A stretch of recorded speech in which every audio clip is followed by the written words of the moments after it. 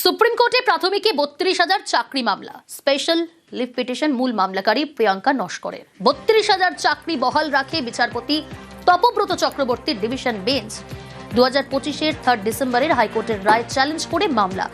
আরো ডিটেল জানাবে অর্ণব, রয়েছে আমার সঙ্গে। অর্ণব,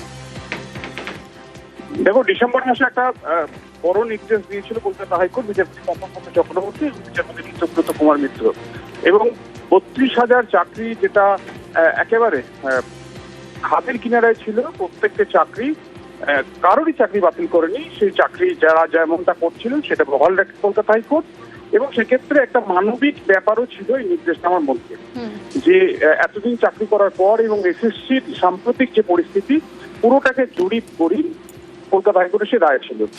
স্বাভাবিকভাবেই রায়ে খুশি ছিলেন যারা চাকরি করছিলেন, কিন্তু মূল মামলাকারী যারা যোগ্য ও বঞ্চিত এই পরীক্ষা দেখে তাদের তরফে অভিযোগটা ছিল, এবং শেষমেশ প্রিয়াঙ্কা নস্কর মূল মামলাকারীদের অন্যতম। তিনি সুপ্রিম কোর্টে এসএলপি বা স্পেশাল লিভ পিটিশন দাখিল করেছেন, এবং এক্ষেত্রে সরাসরি কলকাতা হাইকোর্টের ৩রা ডিসেম্বর 2025-এর রায়কে চ্যালেঞ্জ করা হয়েছে, এবং এই রায়ে মানবিক নির্দেশ যা কলকাতা হাইকোর্ট পাশ করেছে সেই নির্দেশের মধ্যে একাধিক খুঁত রয়েছে।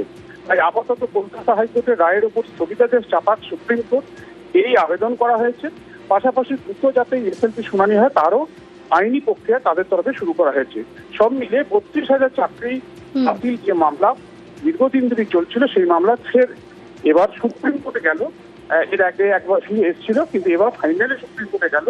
সুপ্রিম লড়াইয়ের অপেক্ষা এই ৩২,০০০ চাকরি বাতিল মামলা। বেশ।